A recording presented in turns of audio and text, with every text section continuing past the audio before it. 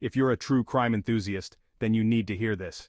In the heart of Mumbai, India, a city that never sleeps, a dark tale was about to unfold. Amidst the vibrant chaos, a chilling discovery sent ripples of fear through the bustling streets. In a secluded corner of this sprawling metropolis, a sinister scene awaited the dawn. There, lying motionless, was a body marked by unspeakable brutality, discarded like a forgotten secret. This gruesome tableau was a testament to a crime of unimaginable savagery. The victim, a young woman in the prime of her life, had been cruelly robbed of her future. As investigators combed through the evidence, the city was gripped by a mix of fear and curiosity. Whispers of speculation filled the air, as everyone wondered who could be behind such a monstrous act. I remember walking these very streets, feeling the pulse of the city.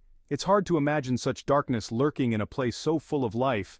This crime hit close to home, reminding me of the fragility of our everyday safety. But beyond the initial shock, this case offers a unique lens into the complexities of urban crime. What drives someone to commit such an act in a city teeming with life? Mumbai, a melting pot of cultures and stories, often hides its darkest secrets in plain sight. This crime forces us to look deeper into the societal pressures and hidden struggles that may lead to such a tragedy. Experts suggest that understanding the psychological and social factors at play can provide crucial insights into preventing future atrocities. This case is not just about the crime itself, but about the underlying currents that shape human behavior in a bustling metropolis. The victim, whose name is being withheld out of respect for her family's privacy, was a vibrant young woman with dreams and aspirations that were tragically cut short. She was a beloved daughter, a cherished friend, and a valued member of her community. Those who knew her described her as kind, compassionate, and full of life. Her absence left a void that could never be filled, and her memory would forever be etched in the hearts of those who loved her. The brutality of her murder left an indelible scar on the collective conscience of the city. As the investigation progressed, a name surfaced as the prime suspect, Kannu, a transgender individual. Kannu's life had been marked by hardship and struggle. Born into a society that often ostracized and marginalized transgender individuals, Kannu faced discrimination and prejudice from a young age. Forced to navigate a world that was often hostile and unwelcoming, Kannu resorted to desperate measures to survive. The details of Kannu's life painted a complex picture of resilience in the face of adversity, but also of the devastating consequences of societal exclusion. The case sent shockwaves through India, as it brought to the forefront the often overlooked challenges faced by the transgender community. Kannu's trial became a focal point for discussions about gender identity, discrimination, and the right to a fair trial. Activists and human rights organizations raised concerns about the potential for bias and prejudice to influence the judicial process. The case became a litmus test for India's justice system, challenging deeply ingrained societal norms and prejudices. Section 5. The Savage Act, Details of the Murder. The details of the murder, as they emerged during the trial, were shocking in their brutality. The victim had been subjected to a level of violence that defied comprehension. The prosecution presented evidence suggesting that Kannu had lured the victim under false pretenses and then attacked her with a ferocity that left even seasoned investigators stunned. The crime scene bore witness to the sheer savagery of the act, and the evidence against Kannu appeared overwhelming.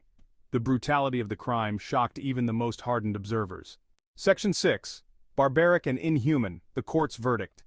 After weeks of testimony and deliberation, the Mumbai court delivered its verdict.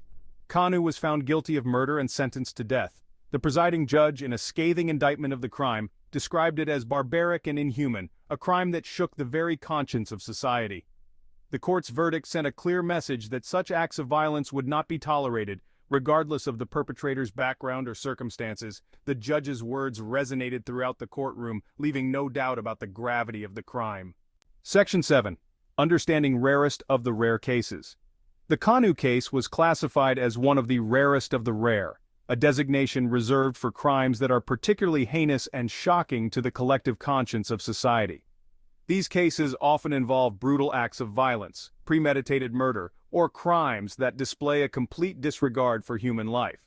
The term itself signifies the extreme nature of the crime, making it stand out even among other serious offenses. This classification allows for the imposition of the death penalty, a sentence that is reserved for the most extreme cases.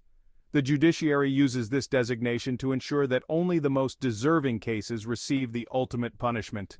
The criteria for such a classification are stringent, requiring a thorough examination of the crime's circumstances, the intent of the perpetrator, and the impact on society.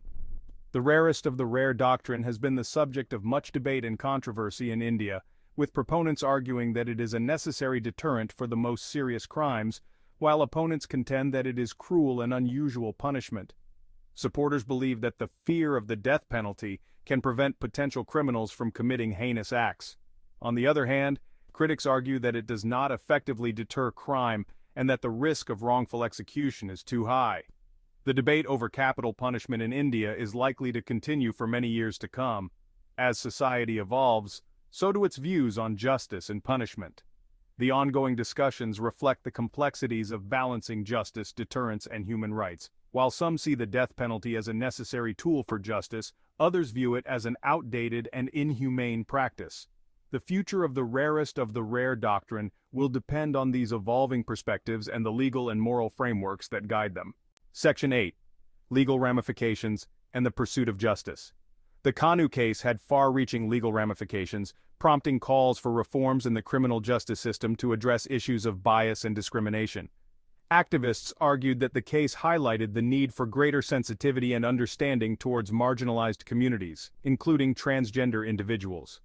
They called for reforms in law enforcement and the judiciary to ensure that all citizens, regardless of their gender identity or sexual orientation, are treated equally under the law. The pursuit of justice, they argued, required a commitment to fairness, equality, and the protection of the rights of all. Section 9. Societal Implications, Examining Prejudice and Discrimination. Beyond the legal realm, the case sparked a much-needed conversation about the deeply ingrained prejudices and discrimination faced by transgender individuals in India. Activists and human rights organizations pointed to the systemic exclusion and marginalization that transgender people experience on a daily basis, from lack of access to education and employment opportunities to social stigma and violence. They argued that addressing these systemic issues was crucial to preventing future tragedies and creating a more just and equitable society for all. The case became a catalyst for social change, challenging deeply held beliefs and attitudes. Section 10. Challenging Perceptions, Transgender Individuals, and Crime. In recent years, there has been a growing awareness and understanding of the unique challenges faced by transgender individuals. However, misconceptions and biases still persist, particularly when it comes to issues of crime and justice. It is imperative to acknowledge that the actions of one individual do not define an entire community. This is a fundamental principle that applies to all groups, including the transgender community. When a crime is committed by a transgender person, it is crucial to remember that this individual does not represent the entire community. It is dangerous and harmful to conflate the actions of one transgender person with the experiences or behaviors of the entire transgender community. Such generalizations can lead to increased stigma and discrimination, further marginalizing an already vulnerable group. Just like any other population group, the transgender community is diverse, comprising individuals with a wide range of backgrounds, experiences, and beliefs. This diversity means that just as in any other community, there will be a small number of individuals who engage in criminal behavior.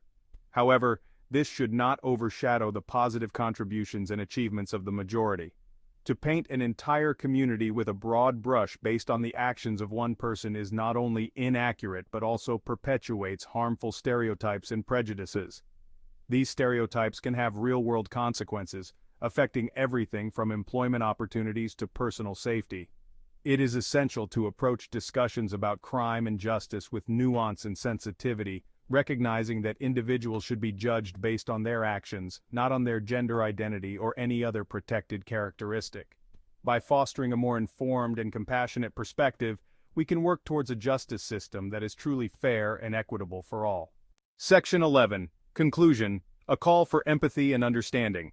The case of Kannu stands as a stark reminder of the complexities of crime and punishment in a society grappling with issues of gender identity, discrimination, and social justice. This case highlights the urgent need for a deeper understanding of the unique challenges faced by individuals who do not conform to traditional gender norms. It underscores the importance of creating legal frameworks that protect the rights and dignity of all individuals, regardless of their gender identity. It serves as a call for empathy and understanding, urging us to look beyond the headlines and engage in meaningful dialogue about the challenges faced by marginalized communities. Empathy allows us to connect with others on a human level, fostering a sense of solidarity and shared responsibility. Understanding, on the other hand, requires us to educate ourselves about the systemic issues that contribute to discrimination and violence.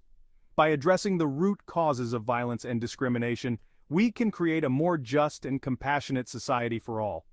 This involves not only legal reforms but also societal changes that promote inclusivity and respect for diversity.